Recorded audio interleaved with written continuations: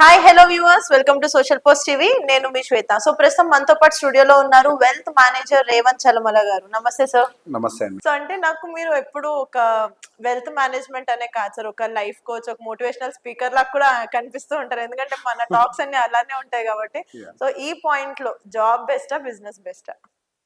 So suitability of the product again okay. మనకి ఏది suit అవుతుంది.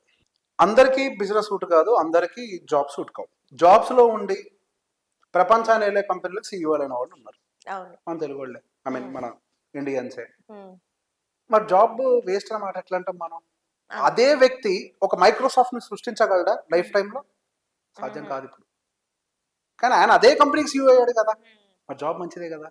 సో So, డెప్త్ మనం అర్థం మనకి ఏది కరెక్ట్, Yes. మనం ఏది కరెక్ట్ గా చేయగలుగుతాం, మనం ప్రాపర్ గా పీపుల్ మేనేజ్మెంట్ చేయగలుగుతామా? ఇప్పుడు బేసిక్ ఒక్కోదానికి ఒకటి ఉంటుంది. ఇప్పుడు ఒక బిజినెస్ చేసేవాడికి సకల కళలు ఉండాలి. ఫైనాన్షియల్ మేనేజ్మెంట్ రావాలి, క్యాష్ ఫ్లో మేనేజ్మెంట్ రావాలి, రిస్క్ మేనేజ్మెంట్ రావాలి, హ్యూమన్ రిసోర్స్ మేనేజ్మెంట్ రావాలి.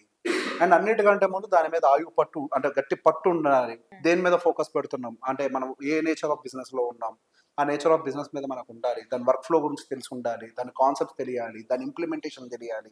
ఇందులో ఏ ఒక్కటి మధ్యలో డిస్టర్బ్ అయినా కానీ మొత్తం పోతుంది. యా, ప్రతి ఒక్క దాంట్లో మనం పర్ఫెక్ట్ అయి ఉండాలంటే అవసరం లేదు. మెజారిటీ వాటిల్లో మనం పర్ఫెక్ట్ గా ఉంటే బిజినెస్ ముందరకు తీసుకెళ్ళగలుగుతాం. గోయింగ్ ఫర్దర్ ఒక ఎంప్లాయీని దాన్ని మేనేజ్ చేయడానికి పెట్టుకుని ఏదో చేయగలుగుతామేమో.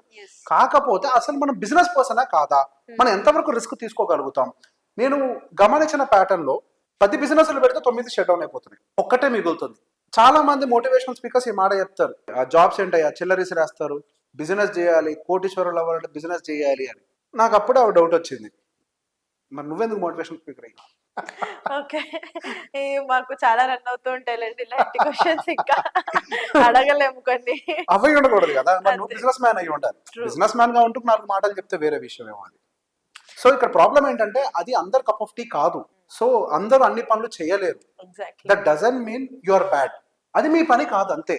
మీ పని కాకపోయినా మీరు టచ్ చేశారు అని అంటే then it's a problem. Simple గా మనం టీవీలో మ్యాచ్ చూస్తూ అరే Exactly. ధోని బాల్ ఎలా అవుతుంది అంతే. సిక్స్ ఇలా కొడితే సిక్స్ వెళ్ళేది, అక్కడ ఉండి ఆడేవాడికి తెలుస్తుంది. Exactly. టీవీలో ఇంట్లో కూర్చొని పాప్కార్న్ తింటూ చూస్తే అర్థం కాదు అది. ఒక్కసారి బరిలోకి దిగితే అందులో ఉండే సమస్యలన్నీ తెలుస్తాయి. Exactly.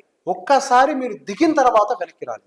అక్కడ ఆల్రెడీ మీ జీవితాన్ని కోల్పోయి ఉంటారు, పెట్టిన డబ్బులు కోల్పోయి ఉంటారు, మెంటల్ స్ట్రెస్ లోకి వెళ్ళి ఉండుంటారు, ఇక్కడ మీ జాబ్ ఎక్స్పీరియన్స్ పోయి ఉండుంటది. ఈ సాఫ్ట్వేర్ లో ఒక్కసారి బ్రేక్ వచ్చిందా మీ కెరియర్ కంప్లీట్ అయిపోయినట్టుగా అయిపోయింది, you're done here. So basic గా మీరు వచ్చే ముందు అన్ని రకాలుగా మిమ్మల్ని మీరు టెస్ట్ చేసుకోవాలి. యా, ఫస్ట్ కొంతకాలం మాక్సిమం కొంతమంది సజెస్ట్ చేస్తారు, ముందు మనం ఒక బిజినెస్ ఎస్టాబ్లిష్ చేయాలంటే ఆ నేచర్ ఆఫ్ బిజినెస్ లో వర్క్ చేయాలి అని. వర్క్ చేస్తే ఏమొస్తుంది, ఆ పని ఎట్లా చేయాలో తెలుస్తుంది, వ్యాపారం ఎట్లా నడపాలో తెలియాలి అంటే ఆ కంపెనీకి నువ్వు మేనేజింగ్ పొజిషన్ లో ఉండాలి. అప్పుడు వ్యాపారం నడపడం కదా నేర్చుకునేది. ఇక్కడ వీళ్ళందరూ ఏం గైడ్ చేస్తారు, అందులో జాబ్ చేయి, ఎక్స్పీరియన్స్ వస్తుంది, దాంతో బిజినెస్ పెట్టు అని అంటారు. ఇక్కడికి వచ్చి కూడా నువ్వు చేసేది ఏంటి అని అంటే జాబే. బిజినెస్ అంటే ఎగ్జాక్ట్ మీనింగ్ ఏంటి, నలుగురిని పెట్టి నేను ఏసీ వేసుకొని కూర్చొని సంపాదిస్తే అది బిజినెస్, నేను పని చేస్తే అది జాబే కదా. అందరు ఇచ్చే గైడెన్స్ ఇదే కదా. తీరా బయటకు వచ్చాక ప్రాజెక్టులు రాకపోతే అబ్బాయికి ఏమైపోవాలి?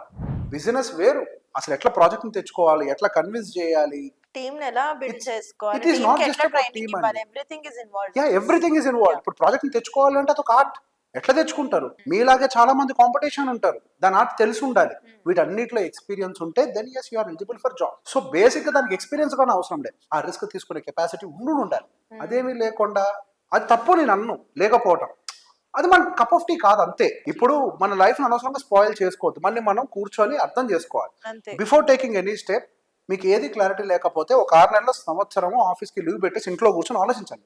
టైం తీసుకుంటే మీ మైండ్ మీకు చాలా సమాధానాలు చెప్తుంది. బయటికి వెళ్ళి అడ్వైస్ తీసుకోకండి. అడ్వైస్ తీసుకున్నా దాన్ని జస్ట్ ఒక చెవిలో ఇట్లా పెట్టుకొని మీరు క్రాస్ చెక్ చేసుకోండి, అది నిజమా కాదా. ఒక రోజు కాదు, 10 రోజులు ఆలోచించాలి. ఒక టైం తీసుకుంటే మనం దానికి సూట్ అవుతామా లేదో టైం మనకు చెప్పేస్తుంది. అలా కాకుండా దూకేస్తేనే సమస్యలు వస్తాయి. ఓకే. యా, నేను చాలా ఇబ్బందులు పడ్డా బిజినెస్ లో. స్టార్టింగ్ లో నా బిజినెస్ స్టార్ట్ చేసినప్పుడు నాకేమనుభవం ఉంది, ఐ హావ్ జీరో ఎక్స్పీరియన్స్. కాకపోతే నాకు చావోరేవు, నాకు ఇంకో ఆప్షన్ లేదు, నాకు ఇంట్లో నాకు పెద్దతన ఆస్తులు ఏమీ లేవు. ఈవెన్ నేను కూడా ఏదో ఆఫీస్ అయితే తీసుకున్నాను కానీ ఆఫీస్ ఇట్లా వేసుకొని కూర్చోడం, కుర్చీలు కూడా కింద కూర్చొని పని చేశాను ఆఖరిగా ఉన్నప్పుడు. 2 BHK ఫ్లాట్ ఆఫీస్ ఉండేది, కానీ ఒక టేబుల్ ఉండేది, కింద కూర్చొని పని చేస్తుండేవాడిని నేను. ఒక 1 నెల రోజులు, 2 నెలలు, 3 నెలల తర్వాత ఒక టేబుల్, ఒక కుర్చీ కొనుక్కున్నాను నేను వేసుకొని కూర్చోడానికి. అట్లా చేసే క్రమంలో చాలా అసలు డబ్బులు రావు, మనకు తినడానికి కూడా డబ్బులు ఉండవు, ఉండదు. ఆకలేస్తుంది, కడుపులో నొప్పి వస్తుంది ఆకలితోటి, కేవలం మంచినీళ్ళు తాగుతాం, ఆ కడుపులో నొప్పితో నిద్ర పట్టదు. మరి ఇవన్నీ దాటాలి కదా, ఇవన్నీ దాటుకునే శక్తి నీకుందా?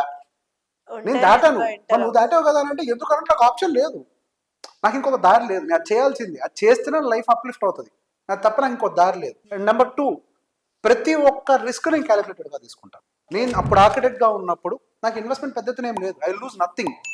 ఎక్కడ మొదలైన నా లైఫ్ అక్కడ ఆగిపోతుందేమో, నేనేమి ఇన్వెస్ట్ చేయలేదు, నాకున్న టాలెంట్ తోటి నా బిజినెస్ స్టార్ట్ చేశాను. ఇప్పుడు నేను చేసే ఈ ప్రొఫెషన్ అయినా అంతే కదా, నేనేమైనా ఇన్వెస్ట్ చేయాలా, నా ప్రాజెక్టులు బ్రిడ్జ్లు ఏం కట్టేది ఏం లేదు కదండి, 2 రూములు ఉండి 4 కుర్చీలు ఉంటే నా బిజినెస్ రన్ అయిపోతుంది అంతే. సో నేను బ్రెయిన్ తోటి బిజినెస్ చేశాను అంతే. సో నా రిస్క్ నాకు అర్థమైంది, ఓకే నేను అప్పు చేసినా కానీ తీర్చే స్తోమత నాకు లేదు కాబట్టి నేను అప్పు చేయకూడదు, తీర్చే స్తోమత లేనోడు అప్పు చేసి వ్యాపారంలో పెట్టుబడి పెట్టకూడదు, అది నాకు చిన్నప్పుడే అర్థమైంది. కానీ చాలా మంది జాబ్ చేస్తూ మీరు అన్నట్టే బిజినెస్ చేయాలి, మైండ్ సెట్ ఇది ఇలా చేస్తే వర్కౌట్ అయిపోతుందని ఉచిత సలహాలు ఇచ్చే వాళ్ళ మాటలు విని జాబ్ నుంచి బిజినెస్ కి షిఫ్ట్ అవుతారు. Yeah, that's the problem, direct చాలా జంప్ చేయొద్దు. లూజ్ అవుతారు.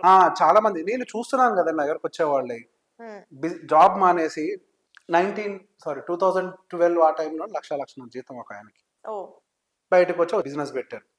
లక్షన్నర అంటే మంచి పొజిషన్లో ఉంటాడు ఆ రోజుల్లో, బయటకు వచ్చి బిజినెస్ పెట్టారు. ఆయన టైం బ్యాడ్ ఎట్లుంటుంది అంటే, ఆయన కాదు ప్రతి మనిషికి టైం బ్యాడ్ ఎట్లుంటుంది అని అంటే, ఆయనకు అంతా తెలుసు, ఎవ్రీథింగ్ ఇన్ దిస్. అప్పట్లో మనకి ఓన్లీ ఈ మొబైల్స్కి ఐ మీన్ ఎయిర్టెల్ వాటన్నిటికీ కూడా కస్టమర్ సర్వీస్ ఇంట్రెస్ట్ చాలా ఎక్కువగా ఉంది, కానీ ఆ నేచర్ ఆఫ్ బిజినెస్ ఏదో పెట్టారు. కరెక్ట్గా అదే టైంలో జియో లాంచ్ అయింది సమ్ ఏదో పీరియడ్లో ఆయన బిజినెస్ పెట్టిన తర్వాత. దాంతో సో ఎయిర్టెల్ కంపెనీ డ్రాప్ అయింది, ఈయనకు ఆర్డర్స్ రాలేదు, లక్షన్నర సంపాదించే ఆయన కొలాప్స్. సో అంటే ఇలా ఇది అంటే ఎకానమీ చేంజ్ అవడం వల్ల వచ్చిన సిచ్యువేషన్ ఇది, ఆయన తప్పులేదు. సో బిజినెస్ లో ఇట్లాంటి రిస్కులు ఉంటాయి. మరి ఎలాంటి జాగ్రత్తలు తీసుకోవాలంటారు? We have to be prepared. మనం జాబ్ నుంచి బయటకు వస్తున్నాం, ఎంతకాలం మన ఫ్యామిలీ సస్టైన్ అవుతుంది, దట్ ఈస్ మోర్ ఇంపార్టెంట్. అప్పు చేసి పెట్టేటప్పుడు మనం అది తీర్చగలిగే అంత లిమిట్ లో ఉందా లేదా. నేను అప్పులు చేస్తా, కానీ ఎంతవరకు చేస్తాను అని అంటే, మహాపోతే ఏం పోతే నా కారు పోతే అన్నట్టు ఉండాలి. నా కారు మీద అప్పు చేస్తాను, ఏం పోతే కారు పోతే నేను చచ్చిపోతానా, లేదు ఏం పోతే మహాపోతే 10 లక్షల రూపాయలు ఏదైనా బ్యాంక్ బ్యాలెన్స్ పోతేమో అంతే. అది దాటి నా ఆస్తిని ముట్టుకునేదాకా అప్పులు చేయదు. సో ఆ లిమిట్ తెలిసి ఉండాలి. ఏదైనా నేను చెయ్యాలి అని అంటే ఇక్కడి నుంచి నేను అప్గ్రేడ్ అవ్వాలి, కానీ ఒక బౌండరీ లైన్ మనమే డ్రా చేసుకోవాలి. ఆ గీత మనకు తెలియాలి, మన లిమిట్స్, ఆ లిమిటేషన్ తెలిసినంత వరకు. సో ఇందాక నేను చెప్పాను కదా, రిస్క్ మేనేజ్మెంట్ అది తెలిసి ఉండాలి. నేను ఎంత రిస్క్ తీసుకోగలుగుతాను అనే విషయం తెలిస్తే గేమ్ ఇస్ ఓవర్. అంతే. Thank you so much for this time again. So చూసారు కదండి, ఈ వీడియో కనుక మీకు నచ్చినట్లయితే వీడియో లైక్, కామెంట్, షేర్ చేయండి. ఇలాంటి మరిన్ని ఇంట్రెస్టింగ్ వీడియోస్ కోసం మా ఛానల్ని సబ్స్క్రైబ్ చేసేయండి.